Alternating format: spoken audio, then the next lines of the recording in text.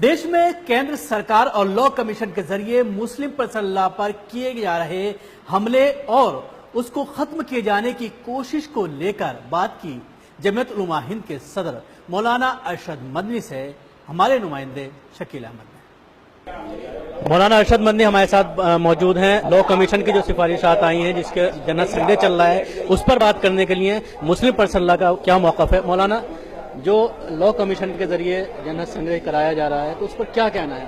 जो law commission ने जो चीज असल में की ये है कि उसने जानने के लिए अवाम और जनता के सामने एक चीज पहुंचा दी। हम मुल्क के अंदर एक अक़लियत हैं। हम ये समझते हैं कि हमने कोशिश करके 1 करोड़ 2 करोड़ 5 करोड़ राय और दस्तखत करके लॉ कमीशन के पास भेज दिया।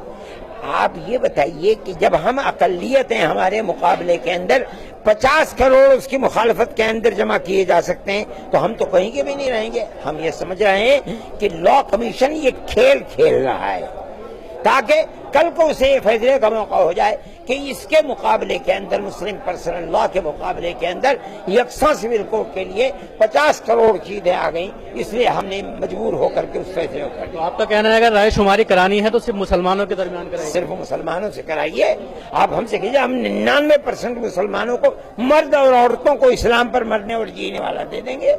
तो आपको क्या लग रहा है कि जो बरसर इक़्तिदार पार्टी है वो जानबूझ करके इस तरह का शोषण? ऐसे भोले भाले और अनजान तो नहीं है, बेपढ़े लिखे, कि वो जो कुछ कर रहे हैं उन्हें पता नहीं है। हम ये समझते हैं उनका प्रोग्राम है कि इस मुल्क के अंदर मुसलमान को अपने मजहबी तशख़्ख़ुस के साथ जीने का हक नहीं दिया जाएगा, इसलिए वो ये बातें कर रहे हैं। हम इसके लिए तैयार हैं। अगर इस पर इम्प्लीमेंट होता है तो किस तरह के असरात पड़ेंगे मुस्लिम? ये जो होगा ये आगे बताएंगे, कल क्या प्रोग्राम हमारा होता है उसके बाद बताएंगे। शुक्रिया। मौलाना अरशद मदनी साहब तो जो बता रहे थे कि किस तरह से मुस्लिम पर्सनल लॉ बोर्ड इसकी पूरी तरह से मुखालफत करेगी और उसके लिए एक रोड मैप तैयार कर रही है। न्यूज़ मैक्स के लिए दिल्ली से शकील अहमद।